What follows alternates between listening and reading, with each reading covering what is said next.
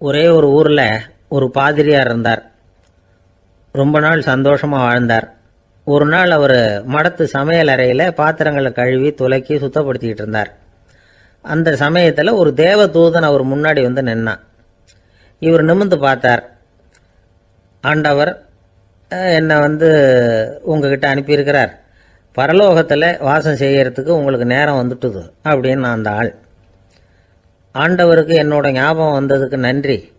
ஆனாலும் இப்போ இங்கே நீயே பாரு, எவ்வளவு பாண்டங்கள் பாக்கி இருக்கு, இவ்வளவையும் நான் சுத்தப்படுத்த வேண்டியிருக்கு. நான் நன்றி கெட்டவனாக இருக்க விரும்பலை. இந்த பணியை முடிக்கிற வரைக்கும் என்னுடைய பரலோக வாழ்வை தள்ளி வைக்க முடியுமா? நீ என்ன நினைக்கிற அப்படின்னு கேட்டார். தேவதூதன் தனக்கே உரிய விவேகத்தோட அன்போட பாதிரியாரை பார்த்தான். சரி, என்ன செய்யலாம்ங்கிறத அப்புறம் சொல்கிறேன் அப்படின்னு சொல்லிவிட்டு புறப்பட்டு போயிட்டான். ஒரு நாள் அந்த பாதிரியார் தோட்டத்தில் உள்ள களைகளை எல்லாம் ஒரு களை கொத்தியால் கொத்தி களை எடுத்துக்கிட்டு இருக்கிறார். அந்த சமயத்தில் இந்த தேவதூதன் மறுபடியும் அவர் முன்னாடி நிற்கிறான். பாதிரியார் பார்த்தார்.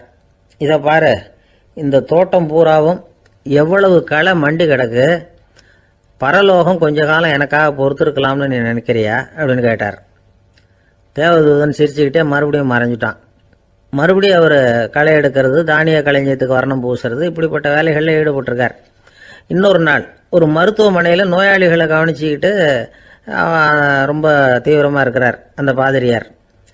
ஒரு நோயாளியோட தாகத்துக்கு தண்ணீர் கொடுத்துட்டு நிமிர்ந்து பார்க்குறப்போ தேவதூதன் மறுபடியும் அவர் முன்னாடி நிற்கிறான். இந்த தடவை பாதிரியார் தன்னலமற்றவராக பேரன்பை காட்டக்கூடிய வகையில் தன்னுடைய 2 கைகளையும் உயர்த்தியபடி தேவதூதனின் கவனத்தை பிணியால் வாடக்கூடிய நோயாளிகளின் பக்கம் திருப்பினாராம். தேவதூதன் ஒன்றும் சொல்லலை, மறைஞ்சிட்டான். அன்னைக்கு சாயந்தரம் பாதிரியார் மடத்தில் உள்ள தன்னுடைய அறைக்கு போய் இளைப்பாறினார். யோசிச்சு பார்த்தார். தேவதூதனையும் தேவதூதனின் விருப்பத்தையும் பல நாள் தள்ளி போட்டு வந்ததையும் அவர் ரொம்ப நினச்சி பார்த்தார். திடீர்னு தான் முதுமை அடைகிறதையும் சோர்வு அடைகிறதையும் உணர்ந்தார். ஆண்டவரை நினைச்சார். ஆண்டவரே, உம்முடைய தூதனை மறுபடியும் என்கிட்ட அனுப்புனா நான் சந்திக்கிறதுக்கு ஆவலாக இருக்கேன் அப்படின்னு சொல்கிறப்பவே தேவதூதன் பக்கத்தில் நின்னான். பாதிரியார் நிமிர்ந்து பார்த்தார். நீ இப்போவே என்னை அழைச்சிக்கிட்டு போக விரும்பினா நான் பரலோகத்துக்கு வர்றதுக்கு தயாராக இருக்கேன்னார். தேவதூதன் அந்த பாதிரியாரை அன்போடவும் விவேகத்தோடவும் பார்த்து, நீங்கள் என் கூட பரலோகத்துக்கு வர்ற தயாராக இருக்கிறதா சொல்கிறீங்க, ஆனால் நீங்கள் இது வரைக்கும் வேற எங்கே இருந்ததா நினைக்கிறீங்க அப்படின்னானா. அப்படின்னா இது வரைக்கும் இருந்த இடம் தான் பரலோகம் அப்படிங்கிறத உணர்த்தியிருக்கிறான். பரலோகம்னா என்னன்னு புரிஞ்சுக்கிறதுக்கு இந்த சம்பவம் நமக்கு உதவியாக இருக்குது. தொண்டு செய்கிறத விட பெரிய செயல் வேற எதுவும் இருக்க முடியாது.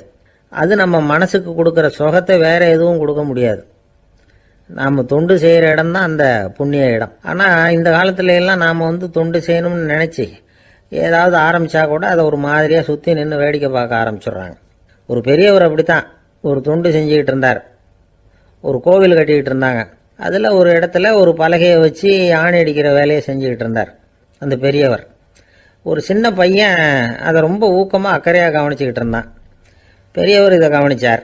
என்னப்பா பார்க்குற, உனக்கும் இது மாதிரி தொண்டு செய்யணும்னு ஆசையாக இருக்கா அப்படின்னு கேட்டார். அதுக்கு அந்த பையன் சொல்கிறான், அப்படி இல்லைங்க, நீங்கள் ஆணி அடிக்கிறப்போ கையில் சுத்தியால் அடிச்சுக்கிட்டா எப்படி துடிப்பீங்க, எப்படி கத்துவீங்கன்னு தெரிஞ்சுக்கிறதுக்காக அதை பார்க்கணும்னு ஆசை, அதுக்காக தான் காத்துக்கிட்டு இருக்கேன் அப்படின்னு நான். ஒரு ஊரில் ஒரு ஞானி இருக்கிறார். ரொம்ப பெரிய ஞானி, ரொம்ப வயசாயிட்டுது. கடைசி காலத்தில் அவர்கிட்ட சில பேர் வந்தாங்க. உங்கள் குரு யார் அப்படின்னு கேட்டாங்க. அவர் நிமிர்ந்து பார்த்தார். எனக்கு ஆயிரக்கணக்கான குருமார்கள் உண்டு, அவங்க பேரெல்லாம் சொல்லணும்னா இந்த காலம் பத்தாது. ஆனால் முக்கியமான ஒரு 3 பேரை பற்றி மட்டும் உங்களுக்கு சொல்கிறேன் அப்படின்னாராம். அப்புறம் சொன்னார், அந்த 3 பேரில் ஒருத்தன் ஒரு திருடன். ஒரு சமயம் ஒரு பாலைவனம் வழியாக நான் போய்கிட்டு இருந்தேன். அப்போது வழி தவறி போய் ஒரு கிராமத்துக்கு போயிட்டேன். அது இருட்டு நேரம், நடு ராத்திரி, ஊரே உறங்கி போச்சு. அந்த நேரத்தில் ஒரு ஆள் மட்டும் ஒரு வீட்டு சுவத்தில் ஏதோ பண்ணி உள்ளே நுழையிறதுக்கு முயற்சி பண்ணிகிட்டு இருக்கிறான். அவங்கிட்ட போய் நான் இன்னைக்கு இங்கே எங்கே தங்க முடியும் அப்படின்னு கேட்டேன். அதுக்கு அவன், இந்த ராத்திரி வேளையில் அது ரொம்ப சிரமம், ஒரு திருடனோட உங்களால் தங்க முடியும்னா நீங்கள் என்னோட தங்கலாம் அப்படின்னா.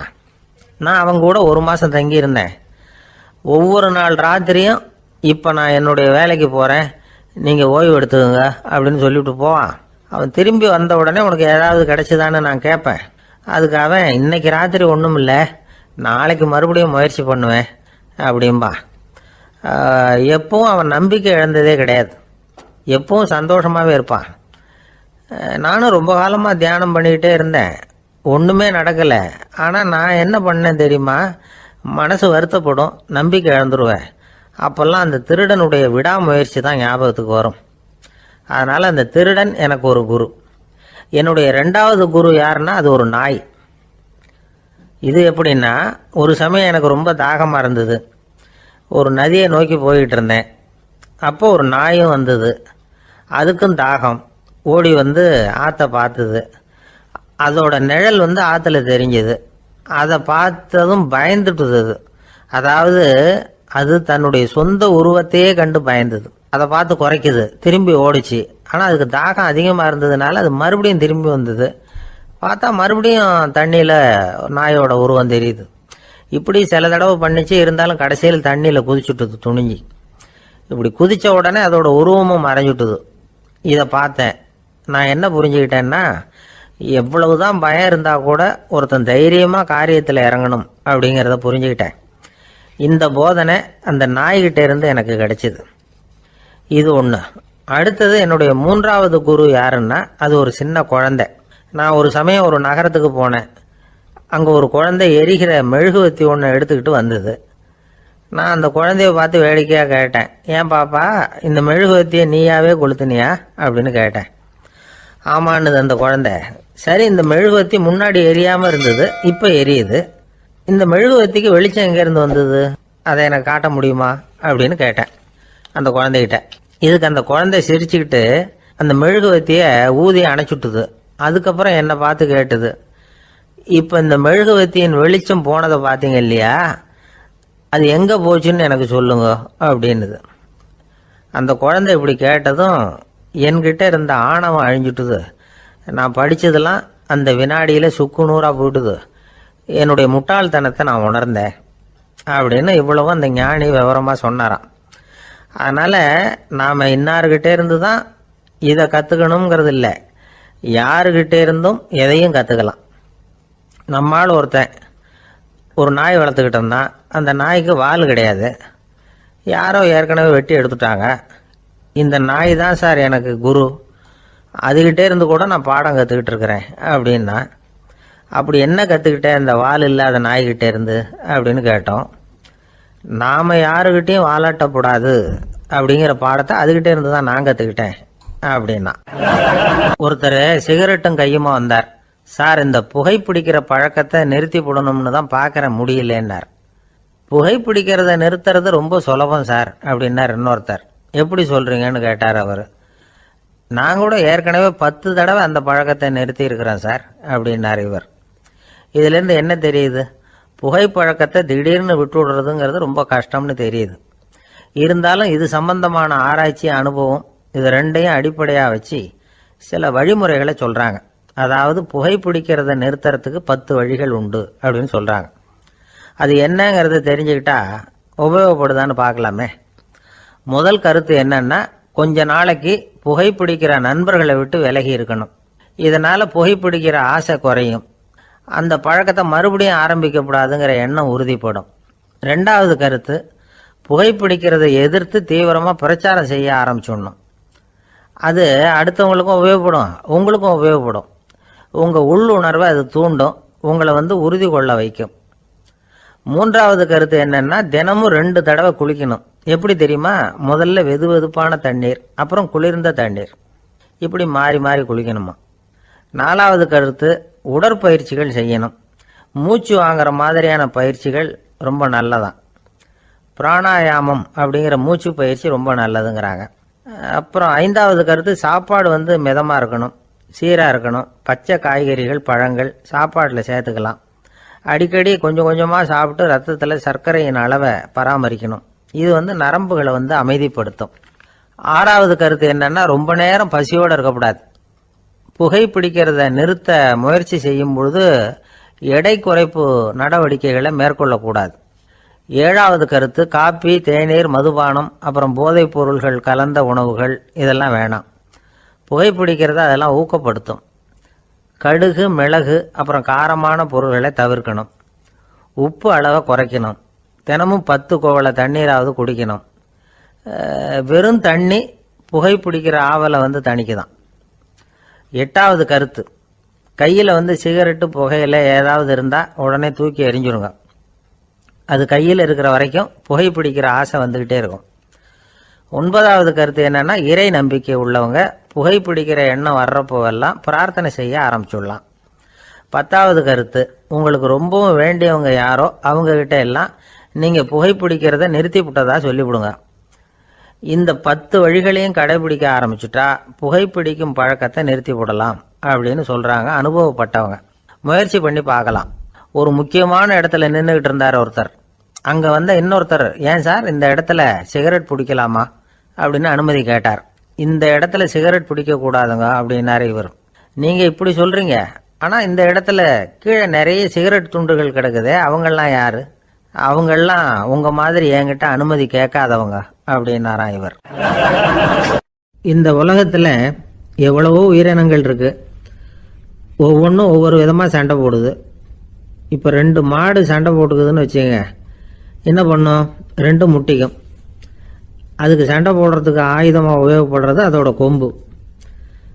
2 சேவல் சண்டை போட்டுக்குதுன்னு வச்சுங்க, அதுக்கு ஆயுதமாக உபயோகப்படுறது அதோட கால் நகம். காலால் தான் அது ஒன்றோட ஒன்று சண்டை போட்டுக்கும். ஆனால் 2 மனுஷன் சண்டை போட்டுக்கிறான்னு வச்சுங்க, இவன் இன்னதை தான் ஆயுதமாக உபயோகப்படுத்துவான்னு குறிப்பிட்டு சொல்ல முடியாது. கல்லை எடுப்பான், கத்தி எடுப்பான், துப்பாக்கி எடுப்பான், என்ன வேணாலும் பண்ணுவான். வாயால் திட்டுவான், கையால் அடிப்பான், காலால் உதைப்பான், சகலகலாக வல்லவன். விலங்குகள்லாம் பொதுவாக வந்து வாயை வந்து சாப்பிட்றதுக்கு மட்டும்தான் உபயோகப்படுத்துது. ஆனால் இவனுக்கு சாப்பிட்றதுக்கும் அதுதான், சாப்பிட்டு விட்டு திட்டுறதுக்கும் அதுதான். ஆனால் ஒரு விஷயத்தில் மட்டும் கெட்டிக்கிறேன். அதாவது நாம் சண்டை போட்டுக்கிட்டாலும் பரவாயில்லை, கோழிகள் சண்டை போடாமல் இருக்கணும் அப்படின்னு ஆசைப்படுறான். எதுக்காக? கோழிகள் சண்டை போடாமல் இருந்தால் நிறைய முட்டைகள் போடுமா, அதுக்காக தான் இந்த அக்கறை. கோழி பண்ணை வச்சிருக்கிறவங்களுக்கு இது ஒரு பெரிய பிரச்சனை. அதாவது பண்ணையில் இருக்கிற கோழிகளுக்குள்ளே அடிக்கடி சண்டை வந்துடும், அதனால் முட்டை உற்பத்தி குறைஞ்சிரும். சரி, இதுக்கு என்ன பண்ணுறது? பண்ணையில் போய் உட்காந்துக்கிட்டு தினமும் பஞ்சாயத்து பேசிகிட்டு இருக்க முடியுமா? அமெரிக்காவில் கோழி பண்ணை வச்சிருக்கிற ஒருத்தர் இதை பற்றி யோசனை பண்ணி பார்த்தாராம். ஒரு வழியையும் கண்டுபிடிச்சிருக்கார். கோழிக்கெல்லாம் மூக்கு கண்ணாடி மாட்டி விட்டுட்டோம்னா அது சண்டை போடுற குணம் குறைஞ்சிரும், முட்டை அதிகமாகிடும். அந்த கண்ணாடியில் உள்ள லென்ஸ் சிவப்பு நிறத்தில் இருக்கணும், அவ்வளவுதான் அப்படின்னு அவர் கண்டுபிடிச்சாராம். இது ஏற்கனவே நடைமுறையில் கண்டுபிடிக்கப்பட்ட ஒரு விஷயம். ஆனால் எல்லா கோழிக்கும் சிவப்பு மூக்கு கண்ணாடி எப்படி மாட்டி விடுறது? அப்படியே மாட்டி விட்டாலும் அது நழுவாமல் இருக்கணுமே. இப்போ நாமெல்லாம் நடு வரலால் மூக்கு கண்ணாடி நடுவில் தொட்டு அப்படி ஸ்டைலாக சரி பண்ணிக்கிறோம், அது மாதிரி கோழி எப்படி சரி பண்ணிக்கும்? இதுதான் பிரச்சனை. இதுக்கு அவர் என்ன வழி கண்டுபிடிச்சாருன்னா, கோழிக்கெல்லாம் வந்து மூக்கு கண்ணாடிக்கு பதிலாக விழியொட்டு வில்லைகள், கான்டாக்ட் லென்ஸ், அதை பொருத்தி விட்டா என்ன அப்படின்னு யோசனை பண்ணார். அதே மாதிரி பண்ணார். அதே மாதிரி செஞ்சு பார்த்தார், வெற்றி. அதுக்கப்புறம் கோழியெல்லாம் சண்டை போட்டுக்கலையாம், சமாதான பிரியர்கள் ஆகிட்டு தான். கோழிகளுக்கு இயல்பாகவே சண்டை போடுற குணம் உண்டு. ஆனால் அதோட கண்ணுக்கு பார்க்குற பொருள்லாம் ரோஜா நிறத்துலையோ அல்லது இன்னும் சொல்ல போனால் அழுத்தமான சிவப்பு நிறத்துலையோ தெரிஞ்சதுன்னா சண்டை போடுற குணம் குறைஞ்சிருதான். அந்த சமயத்தில் அது அதிகமாகவும் முட்டையிட ஆரம்பிச்சுடுதான். அதே நேரத்தில் இறை எடுக்கிறத கூட குறைச்சிக்குதான். இது ஏன் இப்படி பண்ணுதுங்கிறது விஞ்ஞானிகளுக்கு இன்னமும் புரியலையா. எப்படியோ அமெரிக்க கோழிகள்லாம் கான்டாக்ட் லென்ஸ் பொருத்திக்க ஆரம்பிச்சாச்சு. கோழி கழுத்தை பிடிச்சிக்கிட்டு ஒரு சில வினாடிகளில் அதை பொருத்தி விட்றாங்களாம். கோழியோட ஆயுள் பூரா அது அப்படியே இருக்குமா. பண்ணையில் வந்து முட்டை உற்பத்தி குறைஞ்சா இது மாதிரி விஞ்ஞானபூர்வமாக பரிகாரம் தேடுறது தான் நல்லது. நமக்கு வேண்டியப்பட்ட ஒருத்தர், அவர் ஒரு கோழி பண்ணை வச்சுருந்தார். அந்த பண்ணையில் பாதி கோழி திடீர்னு செத்து போச்சு. உடனே ஒரு கால்நடை மருத்துவர்கிட்ட போக வேண்டியது தானே, அங்கே போகல. உள்ளூரில் மந்திரம் பண்ணிகிட்டு இருந்த ஒரு சாமியார்கிட்ட போனார். அவர் காலில் விழுந்தார். சாமி, என் பண்ணையில் பாதி கோழி செத்து போட்டுதுன்னார். சாமியார் யோசனை பண்ணார். சரி, பண்ணையில் வாசப்படி கிழக்கு பக்கமாக வச்சுருக்கியா மேற்கு பக்கமாக வச்சுருக்கியான்னு கேட்டார். கிழக்கு பக்கமாக இருக்குன்னார் அவர். அதுதான் தப்பு, மேற்கு பக்கமாக அதை மாற்று சரியாக போடும்னாராம். அதே போல் அவர் போய் மாற்றிவிட்டார். அப்பவும் பாதி செத்து போச்சு. மறுபடியும் வந்து சொன்னார், சாமி மறுபடியும் பாதி கோழி செத்து போட்டுதேன்னார். சரி, கூரை எப்படி போட்டிருக்க, ஓடு போட்டிருக்கியா இல்லை கீத்து போட்டிருக்கியான்னார். ஓடு போட்டிருக்கேன்னாராம் அவர். அதுதான் தப்பு, கீத்து போட்டுரும் சரியாக போடும்னாராம். சரின்னு போய் அதையும் மாற்றி பார்த்தார். மறுபடியும் போயிட்டது, கோழி செத்து போச்சு. வந்தார், மறுபடியும் பாதி செத்து போச்சு சாமின்னு வந்தார். இவரும் யோசனையை மாற்றி மாற்றி சொல்லிகிட்டே இருக்கிறார். இப்படி அவரும் மாற்றி மாற்றி பார்த்தார். 6வது தடவையாக அவரை தேடிட்டு வந்தார். அந்த சமயத்தில் இவர் ரொம்ப தீவிரமாக யோசனை பண்ணி பார்த்துட்டு, அது சரிப்பா, நீயும் என்கிட்ட சளைக்காமல் வந்துக்கிட்டு இருக்கிற, நானும் யோசனை சொல்லிகிட்டு இருக்கேன். இப்போவும் உங்ககிட்ட சொல்கிறதுக்கு என்கிட்ட யோசனை நிறையா இருக்குது, ஆனால் சோதிக்கிறதுக்கு உங்ககிட்ட கோழி இல்லையே, என்ன பண்ணுறது அப்படின்னாராம் இவர்.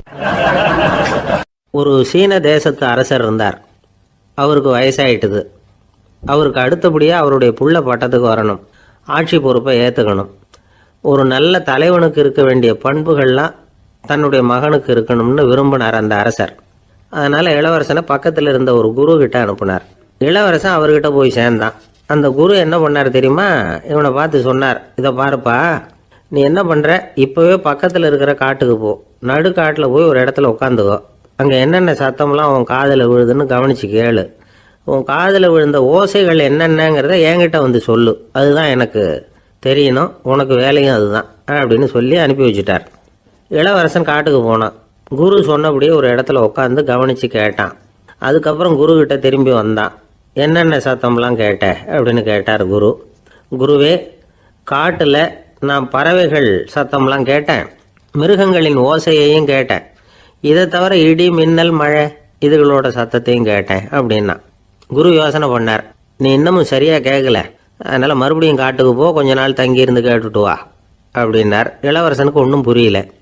இருந்தாலும் குருவின் கட்டளையாச்சே, மறுக்க முடியுமா? உடனே அவன் மறுபடியும் காட்டுக்கு போனான். ஒரு இடத்துல உட்காந்தான். கொஞ்ச நேரம் உன்னிப்பாக கவனித்து கேட்டான். சில நாள் கழித்து குரு கிட்ட திரும்பி வந்தான். குருவே, இந்த தடவை சில துல்லியமான சத்தங்களை எல்லாம் கேட்டான். தேனி பறக்கிற சத்தம், நீரோடையின் மெல்லிய ஓசை, இதெல்லாம் கேட்டேன்னா. குரு சிரிச்சார். நீ மறுபடியும் காட்டுக்கு போ, இன்னும் சில நாள் அங்கே இரு, முழுமையாக கவனமாக கேட்டுக்கிட்டு வா அப்படின்னு சொல்லி அனுப்பி வச்சுட்டார். இளவரசனுக்கு குழப்பம் அதிகமாயிட்டுது. ஒன்றுமே புரியல. மறுபடியும் காட்டுக்கு போனான். மௌனமாக ஒரு இடத்துல உட்காந்துட்டான். அப்படியே தியானத்தில் ஆழ்ந்துட்டான். சில நாளில் அவனுக்கு இதுவரை கேட்காத ஓசைகள்லாம் கேட்க ஆரம்பிச்சிட்டுது. இதைத்தான் நான் கேட்கணும்னு என்னுடைய குரு எதிர்பார்த்துருக்கிறாருங்கிறத புரிஞ்சுக்கிட்டான். உடனே குரு கிட்ட ஓடனான். குருவே, இந்த தடவை காதுகளுக்கு கேட்க முடியாத சில ஓசைகளை கூட என்னால் உணர முடிஞ்சுது. பூ மலருகிற ஓசை, சூரியனால் பூமி சூடாகிறப்போ எழுகிற ஓசை, காலை பனித்துளி இந்த புல்லுலாம் குடிக்கிற ஓசை, இது எல்லாம் என்னால் நல்லா கேட்க முடிஞ்சுது அப்படின்னா. குருவுக்கு இப்போ தான் திருப்தி ஏற்பட்டு தான். இளவரசனை பார்த்து சொன்னார், இதை பாருப்பா, இப்போ தான் நாட்டை ஆளுகிற தகுதி உனக்கு வந்திருக்குது அப்படின்னு சொல்லி அதுக்கு விளக்கமும் கொடுத்தாராம். எந்த அரசன் தன்னுடைய மக்களின் இதயம் பேசுகிற மௌன மொழியை, மௌன வார்த்தைகளை கேட்குறானோ அவன்தான் ஆள தகுதி உள்ளவன். எந்த அரசன் தன்னுடைய மக்களின் உணர்ச்சிகளை உண்மையாக உணர்றானோ அவன்தான் முதன்மையான அரசன். போலி வார்த்தைகளை மட்டும் கேட்டுட்டு பல மௌன ராகங்களை காதில் வாங்கிக்காதவன் அரசனே இல்லை. எந்த நாட்டில் எப்போ ஒரு அரசன் தன்னுடைய மக்களின் உணர்ச்சிகளை கேட்க மறுக்கிறானோ அன்னையிலேருந்தே அந்த நாடு அழிய தொடங்குது அப்படின்னு அர்த்தம். இதுதான் அந்த குரு இளவரசனுக்கு போதிச்சது. வாயால் பேசுறத மட்டும் கேட்டு ஏமாறக்கூடாது, உணர்ச்சிகளையும் கேட்கறதுல தான் மனப்பக்குவம் உண்டாகும். மக்கள் உணர்ச்சிகளை புரிந்து கொள்ளாத அரசர்கள் நீடிச்சிருக்க முடியாது. அது மாதிரி நாடுகளில் அடிக்கடி குழப்பம் தான் உண்டாகும். அப்படி இருந்தா அடிக்கடி ஆட்சி மாறிக்கிட்டு இருக்கும். அப்படிப்பட்ட ஒரு தேசம், அங்கே ஒரு சிறைச்சாலையில் 3 கைதிகள் பேசிக்கிட்டு இருந்தாங்க. ஒருத்தன் சொன்னான், நான் இந்த நாட்டு ராஜாவை எதிர்த்து பேசிக்கிட்டு இருந்தேன், அதனால் என்னை பிடிச்சி கொண்டாந்து இங்கே போட்டுட்டாங்க அப்படின்னா ஒருத்தன். இன்னொருத்தன் சொன்னான், நான் இந்த நாட்டு ராஜாவை ஆதரித்து பேசிக்கிட்டு இருந்தேன், அதனால் என்னை பிடிச்சி கொண்டாந்து இங்கே தள்ளிவிட்டாங்க அப்படின்னா. அது சரி, நீ என்ன தப்பு பண்ண அப்படின்னு சொல்லி 3வது ஆளை பார்த்து இவங்க கேட்டாங்க. அதுக்கு அந்த ஆள் சொல்கிறான், நான் தான் இந்த நாட்டு ராஜா அப்படின்னா. ஒரு ஊரில் ஒரு பெரிய ஞானி இருந்தார். அவர் படுக்கையில் இருந்தார். இன்னும் கொஞ்ச நேரம்தான் அவர் இந்த உலகத்தில் இருக்க போகிறார். அவரை சுற்றி ஏகப்பட்ட கூட்டம். ஏற்கனவே அவருடைய உபதேசங்களை கேட்டவங்க பல பேர் அவரை சுற்றி நிற்கிறாங்க. அந்த ஞானி மெதுவாக கண்ணை திறந்து பார்க்குறார். எல்லாரும் அவருடைய கடைசி வார்த்தையை கேட்கறதுக்காக அவளோட காத்துக்கிட்டு இருக்கிறாங்க. அந்த ஞானி மெதுவாக பேச ஆரம்பித்தார். நான் என்னுடைய வாழ்நாள் பூராவும் உங்களுக்கு நிறைய போதனைகள் சொல்லிக்கிட்டு இருக்கிறேன். பேரானந்தம், மகிழ்ச்சி, தியானத்தன்மை, இதை பற்றியெல்லாம் சொல்லியிருக்கிறேன். இப்போ நான் வேற ஒரு கரைக்கு போய்கிட்டு இருக்கிறேன். நான் இனிமேல் இந்த கரையில் இருக்க மாட்டேன். நீங்கள் நான் சொன்னதையெல்லாம் கேட்டீங்க, ஆனால் எதையும் நீங்கள் நடைமுறைப்படுத்தி பார்க்கல. எல்லாம் கேட்டதோடு சரி, அதோடு விட்டுவிட்டீங்க. அப்புறம் அதை தள்ளி போட்டுக்கிட்டே வந்துட்டீங்க. மேலும் அதை தள்ளி போடுறதுல எந்த பிரயோஜனமும் கிடையாது. இப்போ நான் போய்கிட்டு இருக்கிறேன், உங்களில் யாராவது என்னோட வர்றதுக்கு தயாரா அப்படின்னு கேட்டார். அவ்வளவுதான், யாரும் வாய திறக்கல. ஒரே மௌனம், சத்தமே இல்லை. ஒருத்தர் ஒருத்தர் பார்த்துக்கிட்டே நிற்கிறாங்க. அந்த கூட்டத்தில் ஒரு ஆள் அந்த ஞானி கூடவே 40 வருஷத்துக்கு மேலே இருந்திருக்கிறான். அவனும் வாயை திறக்காமல் இன்னொருத்தன் முகத்தை பார்த்துக்கிட்டே நிற்கிறான். இந்த சமயத்தில் பின்னாடி நின்றுக்கிட்டு இருந்த ஒருத்தன் கையை தூக்கினான். ஞானி அவனை பார்த்தார். சரி, ஒருத்தனுக்காவது நம்மோட வர்றதுக்கு தைரியம் இருக்குது அப்படின்னு நினச்சார். ஆனால் அந்த ஆள் என்ன சொன்னான் தெரியுமா? ஐயா, நீங்கள் கேட்குறப்போ நான் உடனே எழுந்திருக்கல, கையை மட்டும்தான் தூக்கினேன். என்ன காரணம்னா, நான் எப்படி அடுத்த கரைக்கு வந்து சேர்றதுங்கிறது தெரிஞ்சுக்கிறதுக்காக தான். அந்த விவரத்தை மட்டும் இப்போ உங்ககிட்ட இருந்து நான் தெரிஞ்சுக்க ஆசைப்படுறேன். ஏன்னா இப்போ நான் உங்கள் கூட வர்றதுக்கு தயாராக இல்லை. எவ்வளவோ காரியங்களை நான் இன்னும் இங்கே முடிக்க வேண்டியிருக்குது. வீட்டுக்கு ஒரு விருந்தினர் வந்திருக்கிறார். என்னுடைய இளைய மகனுக்கு கல்யாணம் பண்ணி வைக்கணும். அதனால் இன்னைக்கு உங்கள் கூட வர முடியாது. அது மட்டும் இல்லை, இப்போ உங்கள் கூட அடுத்த கரைக்கு வந்தால் திரும்பி வர முடியாதுன்னு வேற சொல்கிறீங்க. அதனால் இப்போ நான் வரல. இன்னொரு நாள் நிச்சயமாக நான் வர்றேங்க, வந்து உங்களை சந்திக்கிறேன். அதனால் இப்போ நீங்கள் இன்னொரு தடவை எங்களுக்கு விளக்கமாக சொல்லணும். ஏற்கனவே பல தடவை சொல்லியிருக்கிறீங்க. தயவு பண்ணி இப்போ ஒரு தடவை சொன்னீங்கன்னா சௌரியமாக இருக்கும். அந்த அடுத்த கரையை அடையிறது எப்படி, இப்போ ஒரு தடவை அதை விளக்கமாக சொல்லிட்டீங்கன்னா நல்லா ஞாபகப்படுத்திக்குவேன். அது சரியான சமயம் வர்றப்போ இது எனக்கு உதவியாக இருக்கும் அப்படின்னு நானா. ஆனால் உண்மை என்ன தெரியுமா? அந்த சரியான சமயம் வரவே இல்லை அப்படிங்கிறது தான் உண்மை. இப்படி அந்த கதை முடியும். இந்த கதை அந்த ஒரு ஆளுக்கு மட்டும் இல்லை, கிட்டத்தட்ட எல்லாருக்குமே அது பொருந்தும் அப்படிங்கிறாங்க விவரம் தெரிஞ்சவங்க. எல்லாருமே அந்த சரியான தருணத்துக்காக தான் காத்துக்கிட்டு இருக்கிறாங்களாம். அதுக்காக ஜோசியம் பார்க்குறாங்க, கைரேகை பார்க்குறாங்க, நாளைக்கு என்ன நடக்குங்கிற ஆவலில் எல்லாரும் காத்துக்கிட்டு இருக்கிறாங்க. ஆனால் அந்த ஒரு நாள் ஒருபோதும் வரப்போகிறதில்ல. நீங்கள் தள்ளி போடுறதுக்காக பல அர்த்தமில்லாத காரணங்களை தேடுறீங்க அப்படிங்கிறார் ஒரு ஞானி. காத்திருக்கிறதுலேயே நம்ம காலம் ஓடி போயிடுது. ஏன்னா இன்னைக்கு நாம் சிந்திக்கிறது நாளைக்கு நாம் சிந்திக்கிறது இல்லை. ஒவ்வொரு நாளும் ஒவ்வொரு மாதிரி போயிடுது. நாளைக்கு மறுநாளை பற்றியே சிந்திக்கிறோம். இப்படியே அது பாட்டுக்கு போயிடும். கரையை தொட்டு பார்க்குறது எப்போ, இதுதான் கேள்வி. நமக்கு வேண்டியப்பட்ட ஒருத்தர் ஒரு ரயில்வே பிளாட்ஃபாரத்தில் நின்றுட்டு இருக்கிறார். அங்கே இருக்கிறவங்க கிட்ட கேட்குறாராம், விசாரிக்கிறார். ஏங்க கிழக்க போகிற ரயில் போயிட்டுதுங்களான்னாராம். போயிட்டுதுன்னு இருக்கிறாங்க. கொஞ்ச நேரம் கழிச்சு ஏங்க மேற்க போகிற ரயில் போயிட்டுதுங்களான்னு கேட்டிருக்காரு. போயிட்டுதுங்களான் இருக்காங்க. அப்புறம் கொஞ்ச நேரம் கழிச்சு மறுபடியும் ஏங்க 10:30 மணி வண்டி போயிட்டுதான்னு கேட்டிருக்காரு. தொடர்ந்து காலையிலேருந்து சாயந்தரம் வரைக்கும் இப்படி ஒரே இடத்துல நின்றுட்டு கேட்டுக்கிட்டே இருக்கிறார். இதை பார்த்துக்கிட்டு இருந்த ஒருத்தர் அவர்கிட்ட ஏங்க நீங்கள் எங்கே போகணும் அப்படின்னு கேட்டாராம். இவர் மெதுவாக சொன்னாராம், இந்த ரயில்வே லைனை தாண்டி அந்த பக்கம் போகணும் அப்படின்னாராம். திருநெல்வேலி மாவட்டத்தில் கோவில்பட்டிக்கு பக்கத்தில் உள்ள ஊர் கடம்பூர். காமராசர் முதலமைச்சராக இருந்த காலம். கடம்பூரில் ஒரு பள்ளி சீரமைப்பு மாநாடு நடக்குது. அந்த பக்கத்தில் உள்ள பள்ளிக்கூடம்லாம் அதில் கலந்துக்குது. கண்காட்சி வேற, ஊர் பூரா விழா கோலம். மறுநாள் மாநாடு நடக்க போகுது. ஆனால் முதல் நாளே மழை பிடிச்சிக்கிட்டுது. மறுநாளும் அது விடாமல் பேஞ்சிக்கிட்டு இருக்குது. காமராசர் காலையிலேருந்து பல்வேறு நிகழ்ச்சிகளில் கலந்துக்கிட்டு சாயந்தரமாக கடம்பூருக்கு வந்து சேர வேண்டியவர். மழை பேஞ்சிக்கிட்டு இருக்கிறதுனால நிகழ்ச்சி ரத்தாயிடுமோ என்னமோ அப்படின்னு எல்லாரும் சந்தேகப்பட்டுக்கிட்டு இருக்கிறாங்க. அவர் கோவில்பட்டி பயணிகள் விடுதியில் இருக்கிறார். கடம்பூர்லேருந்து சில பேர் போய் அவரை சந்திக்கிறாங்க. மழை பெஞ்சிக்கிட்டு இருக்குதே, என்ன செய்யலாம் அப்படின்னு கேட்குறாங்க. மழை பெஞ்சால் நல்லது தானே, அதுக்காக மாநாட்டை எதுக்காக ரத்து செய்யணும்? ஆசிரியர்கள் எவ்வளவு கஷ்டப்பட்டு ஏற்பாடு பண்ண மாநாடு, கட்டாயம் வந்துடுறேன் அப்படின்னாராம் காமராசர். உடனே புறப்பட்டார். மழையை பொருட்படுத்தாத மக்கள் கூட்டம். அது கலையாமல் காத்துக்கிட்டு இருக்கிறாங்க அவ்வளோ பேரும். தலைவர் வந்துட்டார்னு தெரிஞ்சது ஜனங்களுக்கு ஏகப்பட்ட உற்சாகம். ஜனங்கள் அவ்வளவு உற்சாகமாக வரவேற்றாங்க. மாநாடு ஆரம்பமாச்சு. மலர் மாலைகள் மலை மாதிரி குவிய ஆரம்பிச்சுட்டுது. வரிசையாக ஒவ்வொரு கல்வி நிலையம் சார்பாகவும் வரவேற்பு பத்திரம் வாசித்து கொடுக்குறாங்க. என்ன வாசிக்கிறாங்கங்கிறத காமராசர் கூர்ந்து கவனிக்கிறார். ஏகப்பட்ட புகழ் மொழிகள், ரொம்ப பாராட்டி புகழ்ந்து என்னென்னமோ வாசிச்சுக்கிட்டு இருக்கிறாங்க. கொடை வள்ளலே, குணக்குன்றே, மலையே, கடலே, இப்படி தமிழ் மொழியில் பாராட்டுறதுக்கு எத்தனை வார்த்தைகள் உண்டோ அத்தனையும் அதில் சேர்த்துருக்குறாங்க. காமராசர் பொறுமை இழந்துட்டார். போதும் போதும், உங்கள் எல்லாரையும் பார்த்து 2 வார்த்தை பேசிவிட்டு போகிறதுக்காக தான் நான் வந்திருக்கிறேன். எல்லாரும் மழையில் சிரமப்பட்டு நின்றுக்கிட்டு இருக்கிறீங்க. இப்படி என்ன புகழ்ந்து படிச்சுக்கிட்டே இருந்தால் எப்படி அப்படின்னாராம். அதுக்கப்புறம் பேசி முடிச்சிருக்கிறார். மாநாட்டு நிகழ்ச்சிகள் முடிஞ்சதும் இன்னொரு நிகழ்ச்சியில் கலந்துக்கிறதுக்காக புறப்பட்டாராம். ஒரு திறந்த ஜீப்பில் அவரை ஊர்வலமாக அழைச்சிக்கிட்டு போயிருக்கிறாங்க. தெருவில் 2 பக்கமும் ஏகப்பட்ட கூட்டம். அங்கங்கே ஜீப்பை நிறுத்தி ரோஜா மாலை, ஜருக மாலை இப்படி போட்டுக்கிட்டே இருக்கிறாங்க. அதையெல்லாம் அப்படி அப்படியே வாங்கி அங்கங்கே நின்றுக்கிட்டு இருந்த குழந்தைகள்கிட்டையும் தாய்மார்கள்கிட்டையும் கொடுத்துக்கிட்டே போகிறார். அந்த சமயத்தில் கூட்டத்துக்கு அப்பால ஒரு பெரியவர் கையில் ஒரு மல்லிகை சரத்தோடு நின்றுட்டு இருக்கிறார். அவரால் முண்டி அடிச்சுக்கிட்டு முன்னால் வர முடியல. காமராசர் இதை கவனிக்கிறார். அவ்வளவுதான், உடனே நிறுத்தப்பா வண்டிய அப்படிங்கிறார். ஜீப்பு நிற்கிது. டிரைவரை பார்த்து, அதோ பார், அங்கே ஒருத்தர் நிற்கிறார் பார், அவரை இங்கே அழைச்சிட்டு வா அப்படின்னாராம். கூட்டம் வழி விடுது. அந்த பெரியவரை கிட்டத்தில் அழைச்சிட்டு வர்றாங்க. காமராசர் அவரை பார்த்து, வாங்க வாங்க, நல்லா இருக்கீங்களா அப்படின்னு சத்தம் போட்டு உற்சாகமாக விசாரிக்கிறாராம். பெரியவர் கண்களில் கண்ணீர், பேச்சு வரல. மல்லிகை சரத்தை அவருக்கு போடுறார். கொஞ்ச நேரம் அவர்கிட்ட பொறுமையாக பேசிக்கிட்டு இருந்துட்டு அவரை அனுப்பி வைக்கிறார் காமராசர். பெரியவர் போனதுக்கு அப்புறம் காமராசர் பக்கத்தில் இருந்தவங்க கிட்ட சொல்கிறார் அந்த பெரியவரை பற்றி. அந்த காலத்தில் ரொம்ப கஷ்டப்பட்டவர் இவர், ஜெயிலுக்கு போனவர் அப்படின்னு ரொம்ப உருக்கமாக நெகிழ்ந்து போய் சொல்கிறார். இதில் ஒரு விஷயத்தை கவனிங்க. தன்னை புகழ்ந்து படிக்கப்பட்ட வாழ்த்து மடலை படிக்க வேணாம்னு தடுத்து நிறுத்தினார்.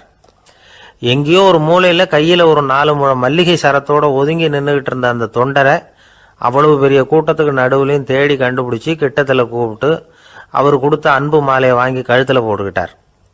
அதுதான் காமராசர். தோல்விகள் கூட அவரை கொஞ்சம் கூட பாதித்ததில்லை. ஒரு பொது தேர்தலில் அவர் தோற்று போகிறார். தொண்டர்கள்லாம் அழறாங்க. அதில் ஒருத்தர் மெதுவாக காமராசர்கிட்ட போய், என்ன தலைவரே, நீங்கள் கூட தோற்று போயிட்டீங்களே அப்படின்னு கலக்கமாக சொல்லியிருக்கிறார். அதுக்கு காமராசர், நான் கூட தோற்று போகிறதுக்கு பேர் தான்ப்பா ஜனநாயகம் அப்படின்னாராம். ஆஃபீஸில் வேலை பார்க்குற ஒருத்தர் வந்தார். பேசாமல் ஒரு 10 நாள் லீவு போட்டுடலாமா பார்க்குறேன் அப்படின்னார். ஏன்னு கேட்டோம். என்னுடைய மேலதிகாரி ஒரு முசுடு சார், அவர்கிட்ட வேலை பார்க்குறது ரொம்ப கஷ்டமாக இருக்குது அப்படின்னார். ஆஃபீஸில் வேலை பார்க்குறவங்கெல்லாம் ஒரு விஷயத்தை நல்லா ஞாபகத்தில் வச்சுக்கணும். மேலதிகாரிங்கிறவர் ஒரு பெரிய மகான் இல்லை, அவரும் ஒரு மானிட பிறவிதான். சராசரி மனுஷனுக்குள்ள பலம் பலவீனம் ரெண்டும் அவருக்கும் உண்டு. அதனால் அவரை கொஞ்சம் அனுசரித்து போகிறதுக்கு பழகிறது தான் நல்லது. மேலதிகாரிகளில் பல வகை உண்டு. அதில் முக்கியமாக 3 வகை. அதில் ஒரு வகை எப்படி தெரியுமா? உங்களை ஒரு வேலை செய்கிற மெஷினாக மட்டுமே நினைக்கக்கூடிய வகை. இவங்கெல்லாம் எப்படின்னா, எங்கேயாவது வெளியூர் போயிருந்தா கூட அங்கேருந்து ஃபோன் பண்ணுவாங்க, அந்த வேலை என்னாச்சு, இந்த வேலை என்னாச்சு அப்படின்னு. இவங்களுக்கெல்லாம் உங்கள் நலனை பற்றியோ உங்கள் குடும்பத்தை பற்றியோ அக்கறை இருக்காது. நீங்கள் சொல்கிற யோசனை எதுவும் இவங்ககிட்ட எடுபடாது. கொடுத்த வேலையை பாரு, நீ எனக்கு புத்தி சொல்ல வேணாம் அப்படிம்பாங்க. இவங்களை அனுசரித்து போகிறதுக்கு ஒரே வழி, இவங்க எதை சொன்னாலும் சரின்னு சொல்லிவிட்டு வேலையை கவனிக்க வேண்டியது தான். இவங்ககிட்ட வேற எந்த கேள்வியும் கேட்டுக்கிட்டு இருக்கக்கூடாது. ஆமாம் சாமி போடுறது கௌரவ குறைச்சல் இல்லை, அது ஒரு அலுவலக சௌகரியம், அவ்வளவுதான். இன்னொரு வகையான மேலதிகாரிகள் எப்படி தெரியுமா? இவங்கெல்லாம் ஆஃபீஸ் வேலையை பற்றி அதிகமாக கவலைப்பட்டுக்கிட்டு இருக்க மாட்டாங்க. தங்களுடைய சொந்த இமேஜ் பாதிக்கப்படக்கூடாதுங்கிறதுலேயே கவனமாக இருப்பாங்க. இவங்கெல்லாம் அடிக்கடி உங்கள் நலனை விசாரிப்பாங்க. அதே மாதிரி நீங்களும் அவரை விசாரிக்கணும்னு எதிர்பார்ப்பாங்க. இந்த ரக அதிகாரிகளுக்கெல்லாம் புது வருட வாழ்த்து அனுப்பலாம், பிறந்தநாள் வாழ்த்து அனுப்பலாம். அவருக்கு எங்கேயாவது ஒரு பாராட்டு விழா நடந்தால் முதல் வரிசையில் போய் உட்காந்து உங்கள் முகத்தை காட்டலாம். ஆஃபீஸ் வேலையை மட்டுமே பார்க்குற பணியாளர்கள் இது மாதிரி அதிகாரிகள்கிட்ட நல்ல பேர் வாங்க முடியாது. இன்னொரு வகையான மேலதிகாரிகள் உண்டு. அவங்க எப்படின்னா, ஆஃபீஸ் வேலையை பற்றியும் கவலைப்பட மாட்டாங்க, தனக்கு கீழே வேலை பார்க்குறவங்கள பற்றியும் கவலைப்பட மாட்டாங்க. எக்காரணம் கொண்டும் தன்னுடைய பொசிஷனுக்கு ஆபத்து வந்துடக்கூடாதுன்னே நினைக்கக்கூடியவங்க இவங்க. இவங்களால கடுமையான வேலை செய்யவும் முடியாது, தீர்மானிக்கவும் முடியாது. எந்த முடிவையும் எடுக்காமல் அப்படியே தள்ளி போட்டுக்கிட்டே போயிடுவாங்க எல்லாத்தையும். இதனால் என்ன ஆகும்னா, இவருக்கு கீழே வேலை பார்க்குற உங்களுக்கு பொறுப்பு அதிகமாகிடும். இவங்ககிட்ட போய் பிரச்சனையை மட்டும் சொல்லி பிரயோஜனம் இல்லை, அதுக்கான முடிவுகளை நீங்களே சொல்லணும். அப்போ தான் இது மாதிரி அதிகாரிகள்கிட்ட நல்ல பேர் வாங்கலாம். அட்லீஸ்ட் கெட்ட பேர் வாங்காமலாவது காலம் தள்ளலாம். ஆஃபீஸில் வேலை பார்க்குறவங்க முக்கியமாக சில விஷயங்களை ஞாபகத்தில் வச்சுக்கணும். ஆஃபீஸில் நடக்கிற நல்லது கெட்டது எதுவாக இருந்தாலும் உடனடியாக மேலதிகாரிகிட்ட தெரிவிக்கிறது நல்லது. 3வது மனிதர் மூலமாக அதை அவர் தெரிஞ்சுக்கிறது அவ்வளவு நல்லதில்லை. எந்த மேலதிகாரியுமே தான் இந்த சர்பாஸ் செய்யப்படுறத விரும்புறதில்லை. அதனால் அவருக்கு தெரியாமல் மேலிடத்துக்கு மணி எழுதி போடக்கூடாது. அப்படி எழுதி போடுறவங்க சில பேர் இருக்கிறாங்க. நீங்களும் உங்கள் மேலதிகாரியும் தொழில் ரீதியாக ஒரே படிப்பு படித்தவராக இருக்கலாம். அப்படி இருந்ததுன்னா அட்ஜஸ்ட் பண்ணி போகிறது கொஞ்சம் கஷ்டம்தான். இதை மனசில் வச்சுக்கிட்டு நடந்துக்கணும். உங்களுக்கும் அவருக்கும் அபிப்பிராய பேதமா, அது அவருக்கும் உங்களுக்கும் உள்ள தனிப்பட்ட பிரச்சனை. அதை விளம்பரப்படுத்திக்கிட்டு இருக்கக்கூடாது, அது அவருடைய கோபத்தை கிளறும். உங்கள் மேலதிகாரி உங்கள் கூட படித்தவராக இருக்கலாம், அதுக்காக அவரை எல்லாருக்கும் முன்னாடி அடைய கிச்சாமி எப்படா இருக்க அப்படின்லாம் கேட்டுக்கிட்டு இருக்கக்கூடாது. பொதுவாக யாரும் அதை விரும்புறதில்லை. இவ்வளவையும் உங்கள் மனசில் வச்சுக்கிட்டு கொஞ்சம் சாமர்த்தியமாக நடந்துக்கிட்டீங்கன்னா ஆஃபீஸ் உங்களுக்கு அவஸ்தையாக இருக்காது, ஆனந்தமாக இருக்கும். ஒரு மேலதிகாரி தன்கிட்ட வேலை பார்க்குற ஒருத்தரை பற்றி ரொம்ப பெருமையாக சொன்னாராம். எங்கள் ஆஃபீஸில் எவ்வளவோ பேர் வேலை பார்க்குறாங்க, எல்லாரும் தினமும் வந்து ஏதாவது பிரச்சனைகளை சொல்லிகிட்டு இருப்பாங்க. ஆனால் இவர் ஒருத்தர் மட்டும்தான் இது வரைக்கும் என்கிட்ட வந்து எந்த பிரச்சனையும் சொன்னதே இல்லை. அவர் பாட்டுக்கு வருவார், வேலை பார்ப்பார், போயிடுவார் அப்படின்னாராம். நான் உடனே அவ்வளவு பெருமைக்குரிய அந்த ஊழியரை பார்த்து கேட்டேன், ஏன்பா உன்னுடைய மேலதிகாரிகிட்ட நீ எந்த பிரச்சனையும் கொண்டுகிட்டு போகிறதே இல்லையாமே அப்படின்னு கேட்டேன். அதுக்கு அவர் சொல்கிறாரு, ஆமாங்க, அது ஏன்னா அவரால் எந்த பிரச்சனையும்